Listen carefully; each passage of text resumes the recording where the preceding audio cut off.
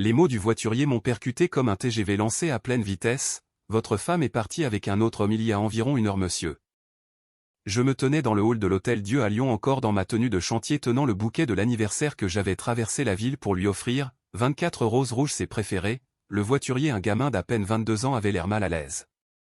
Je pensais que vous deviez le savoir, ils sont montés dans une Mercedes noire, il avait la main dans le bas de son dos et il riait, mon téléphone pesait 1 tonne dans ma poche, je l'ai sorti pour ouvrir notre fil de discussion, son dernier message datait de 3 heures. Soirée spa entre filles, ne m'attends pas, je t'aime. Je suis resté là dans ce hall en marbre fleur de luxe dans une main, téléphone dans l'autre, et j'ai senti quelque chose en moi devenir parfaitement clair et cristallin, pas de la rage ni un cœur brisé mais du calcul pur. J'ai tapé une seule phrase: profite bien de ta dernière nuit sous mon toit, envoyé, puis je suis sorti de cet hôtel, je suis monté dans mon 4x4 et j'ai passé 3 coups de fil qui allaient tout changer. Si vous voulez savoir ce qui se passe quand une femme trompe un homme qui possède tout ce qu'elle croit être à elle, cliquez sur s'abonner, car ce que j'ai fait dans les 48 heures suivantes n'a pas seulement mis fin à un mariage, cela en a réécrit la fin. Je m'appelle Julien Delacroix, j'ai 39 ans et j'ai passé les 15 dernières années à construire ma vie ici à Lyon. Je suis promoteur immobilier dans le tertiaire, pas le genre tape à accent grave l'œil qu'on voit à la télé, je ne construis pas de gratte-ciel ni d'appartements de luxe. Je construis des zones commerciales, des cabinets médicaux, des garde-meubles, des trucs ennuyeux mais rentables qui rapportent vraiment de l'argent. J'ai commencé avec un seul bien en 2009, juste après la crise, quand tout le monde paniquait. J'ai acheté un centre commercial en faillite à Vénissieux pour 350 000 €, je l'ai rénové, loué et revendu 3 ans plus tard pour 1,2 million. J'ai utilisé cet argent pour acheter 2 autres propriétés, puis 4, puis 8.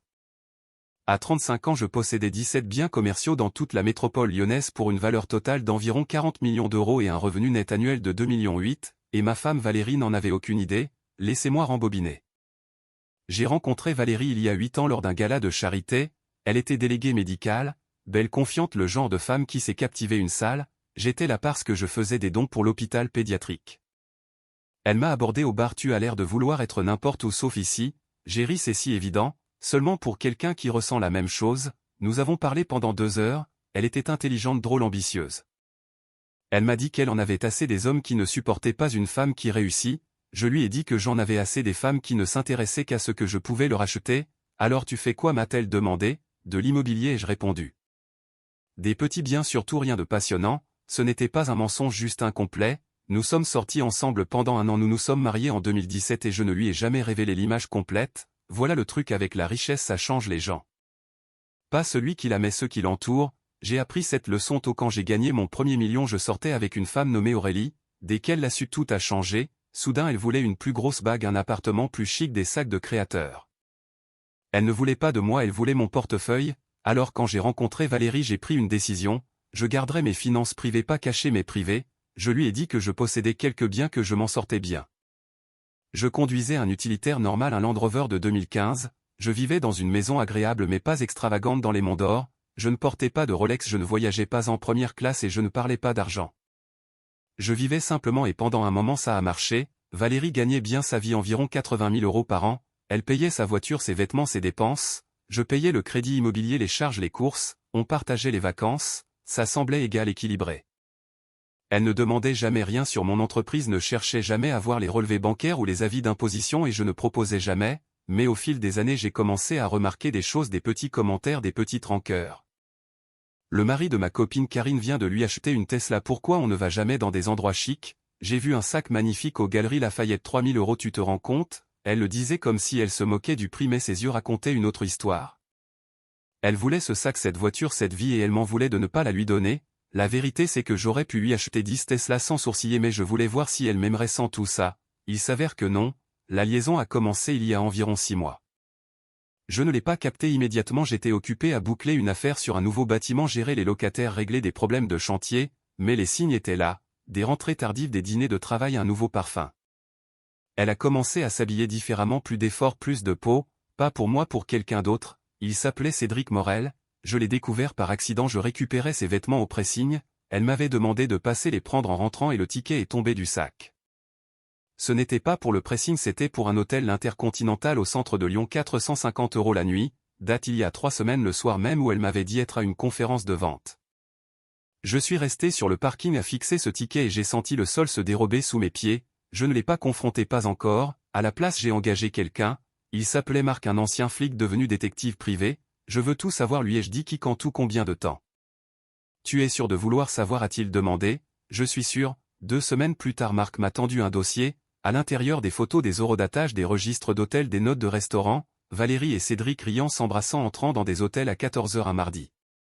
Cédric Morel, 34 ans, banquier d'affaires, roulé en Mercedes classe S, tout ce que je n'étais pas, tapa accent grave, l'œil cher, performatif. Marc avait même sorti sa situation financière, le gars était endetté jusqu'au cou, gros salaire mais dette encore plus grosse. Il avait l'air riche, il ne l'était pas, mais Valérie ne le savait pas, elle voyait juste la voiture, les costumes, les dîners dans des restaurants étoilés et elle pensait qu'elle montait en gamme.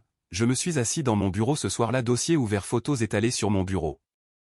Ma femme, un autre homme, des hôtels que j'aurais pu acheter avec ma monnaie de poche, j'aurais dû me sentir détruit, trahi, brisé, au lieu de cela je me sentais calme parce que j'avais enfin la clarté. Elle ne m'aimait pas, elle aimait l'idée de moi, ou plutôt l'idée de ce qu'elle pensait que je devrais être, et maintenant elle avait trouvé quelqu'un qui jouait le rôle, très bien qu'elle le garde, mais d'abord j'allais m'assurer qu'elle comprenne exactement ce qu'elle abandonnait. J'ai passé les 3 semaines suivantes à me préparer, pas émotionnellement mais légalement. J'ai appelé mon avocat Maître Vasseur, nous travaillons ensemble depuis des années, il gérait toutes mes transactions immobilières. Je dois blinder mon divorce, lui ai-je dit, je m'attends à des problèmes, je veux les prévenir. Richard m'a guidé. Premièrement, toutes mes propriétés étaient détenues par des SCI, des entités juridiques distinctes, mon nom n'était pas sur les actes, les sociétés l'étaient.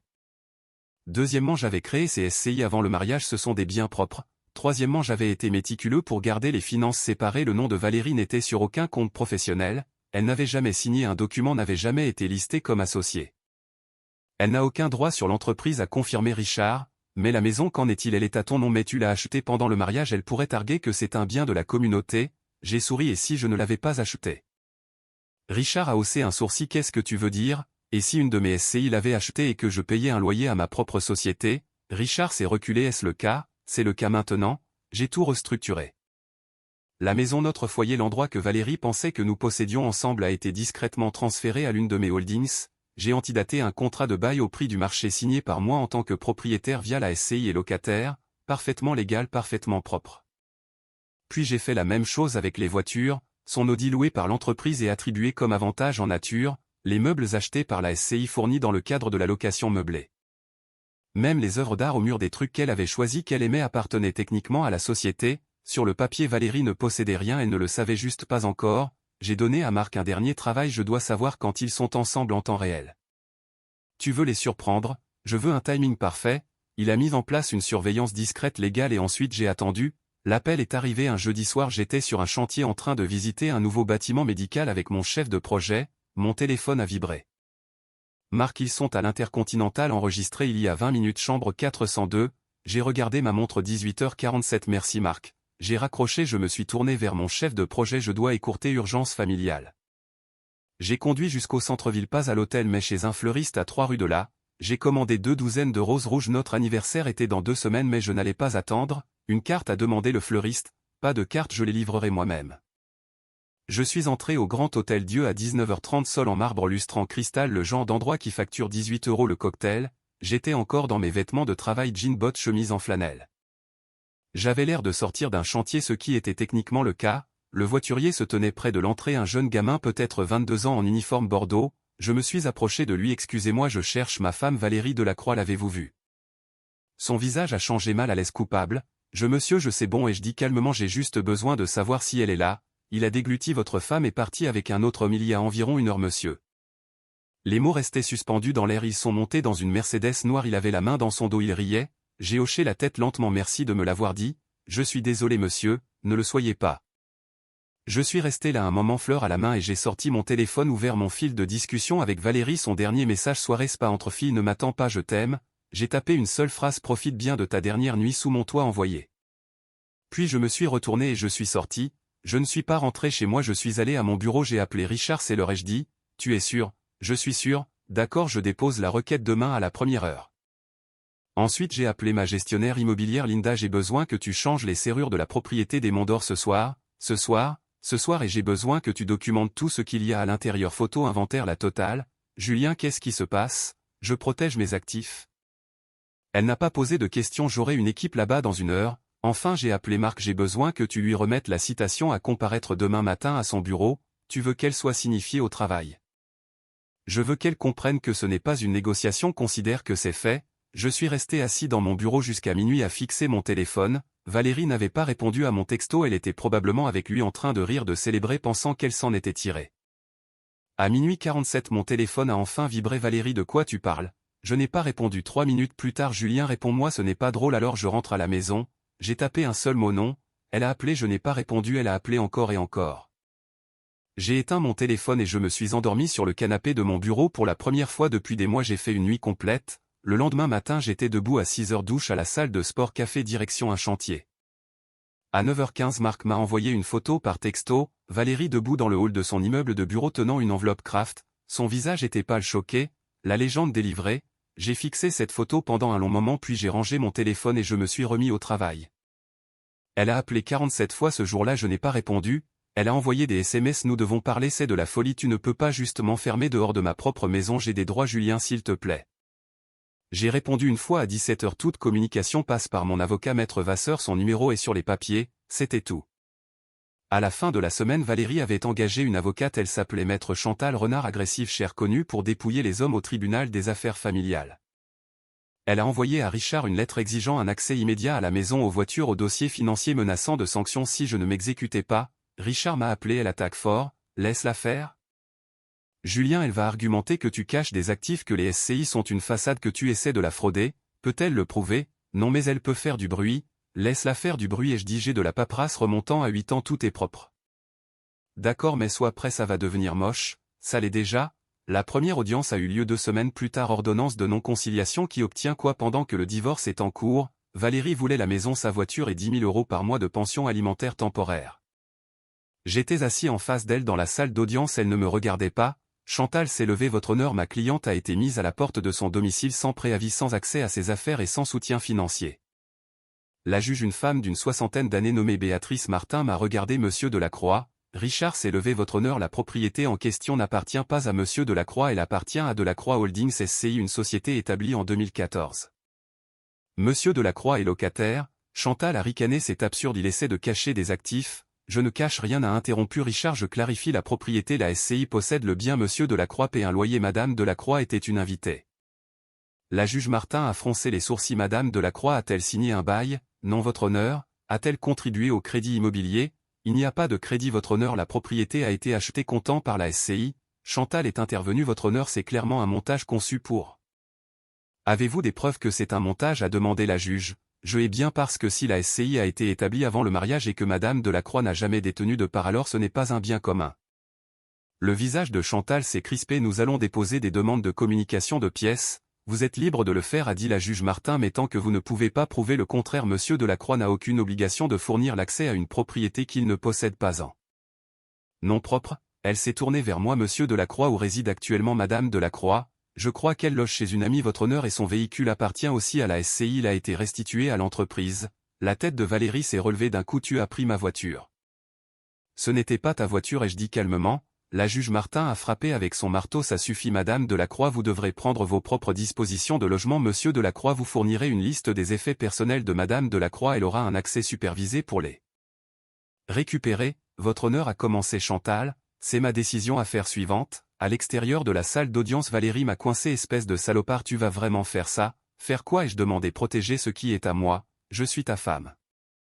Tu étais ma femme et je corrigeais, maintenant tu es juste quelqu'un qui a fait un choix. J'ai fait une erreur, tu as fait un choix et je répétais, tu l'as choisi, lui tu as choisi les hôtels et les mensonges et de penser que je ne suffisant pas. Ses yeux se sont remplis de larmes, Julien, s'il te plaît, on peut arranger ça? Non, ai-je dit, on ne peut pas. Je suis parti derrière moi, je l'ai entendu sangloter, je ne me suis pas retourné. Au cours des 3 mois suivants, Chantal a tout essayé, elle a assigné mes dossiers commerciaux, Richard les a fournis, chaque SCI, chaque propriété, chaque transaction, tout propre, tout légal, tout acquis avant le mariage ou gardé séparé. Elle a argumenté que j'avais mélangé les fonds, Richard a montré que j'avais tenu des registres méticuleux, chaque dépense personnelle payée par des comptes personnels, chaque dépense professionnelle par des comptes professionnels. Elle a essayé de prétendre que j'avais utilisé des fonds du ménage pour faire croître l'entreprise, Richard a montré que l'entreprise avait grandi grâce au réinvestissement de ses propres bénéfices. Elle a exigé un expert comptable judiciaire, l'expert a confirmé tout ce que Richard avait dit. À chaque tournant, Chantal a heurté un mur parce que j'avais construit ces murs soigneusement, délibérément, pas pour blesser Valérie mais pour protéger ce que j'avais bâti. 4 mois après mon dépôt de plainte, nous étions de retour au tribunal, audience finale. Chantal a fait une dernière tentative. Votre honneur, ma cliente a été mariée à Monsieur Delacroix pendant 8 ans. Elle l'a soutenu émotionnellement, a entretenu leur foyer, a contribué à leur vie commune. Elle mérite une prestation compensatoire. La juge Martin m'a regardé. Monsieur Delacroix. Richard s'est levé. Votre honneur, madame Delacroix gagnait 80 000 € par an pendant le mariage. Elle a maintenu sa propre carrière, ses propres finances. Elle n'a jamais été dépendante de Monsieur Delacroix. Elle vivait dans sa maison. Elle vivait dans une maison appartenant à sa société, a corrigé Richard, logé à titre gratuit par courtoisie. Elle conduisait une voiture qu'il fournissait, une voiture de société attribuée comme avantage. La voix de Chantal est montée. Votre honneur, il joue sur les mots. Je suis la loi, a dit Richard calmement. Madame Delacroix a droit à la moitié des biens communs, mais l'entreprise de Monsieur Delacroix n'est pas un bien commun. La juge Martin a examiné le dossier, feuilleté les pages, a soupiré. Je suis d'accord, a-t-elle dit finalement. Le visage de Chantal s'est décomposé. Madame Delacroix a droit à la moitié des comptes joints, ce qui totalise environ 40 000 €. Elle a droit à ses effets personnels, son compte retraite et son véhicule qu'elle devra acheter ou louer indépendamment. Elle a regardé Valérie. Madame Delacroix, je comprends que vous soyez déçue, mais la loi est claire. Les actifs établis avant le mariage, gardés séparés pendant le mariage sous le régime de la séparation ou prouvés comme propres, ne sont pas sujets au partage. La voix de Valérie était minuscule. C'est tout, le marteau est tombé. Dehors, Valérie se tenait sur les marches du palais de justice, l'air perdu. Je suis passé devant elle, je me suis arrêté pour ce que ça vaut, et je dis je t'aurais tout donné si tu avais juste été honnête. Elle a levé les yeux vers moi, mascara qui coulait. Je ne savais pas, tu n'as pas demandé, et je dis tu as juste supposé que je ne suffisant pas. Je lui ai tendu une enveloppe. C'est quoi? Un chèque de 50 000 €, ce n'est pas requis, ce n'est pas une partie du règlement, c'est juste pour que tu puisses te retourner. Elle l'a fixé. Pourquoi? Parce que je ne fais pas ça pour te détruire, je le fais pour me protéger. Je suis parti, c'était la dernière fois que je la voyais. 6 mois plus tard, j'ai vendu une de mes propriétés pour 8 millions €. J'ai utilisé le profit pour acheter un penthouse dans le centre de Lyon, à la confluence baie vitrée du sol au plafond vue sur le Rhône. Je ne l'ai pas acheté pour frimer, je l'ai acheté parce que je le pouvais, enfin parce que je ne me cachais plus. J'ai recommencé à sortir doucement, prudemment. J'ai rencontré une femme nommée Claire, elle est institutrice, elle gagne 52 000 € par an, elle conduit une Clio, découpe des bons de réduction et pense que les dîners à 100 € sont extravagants. À notre 3e rendez-vous, je lui ai dit la vérité. Je dois te dire quelque chose, ai-je dit. Je suis financièrement à l'aise. Elle a ri. À l'aise, ça veut dire quoi? Ça veut dire que je possède quelques immeubles, je m'en sors bien. Bien comment? J'ai pris une inspiration. Très bien. Elle a étudié mon visage. Pourquoi tu me dis ça? Parce que je ne veux pas de secret. Elle a hoché la tête lentement. D'accord, est-ce que ça change qui tu es? Non. Alors ça ne change pas comment je te vois.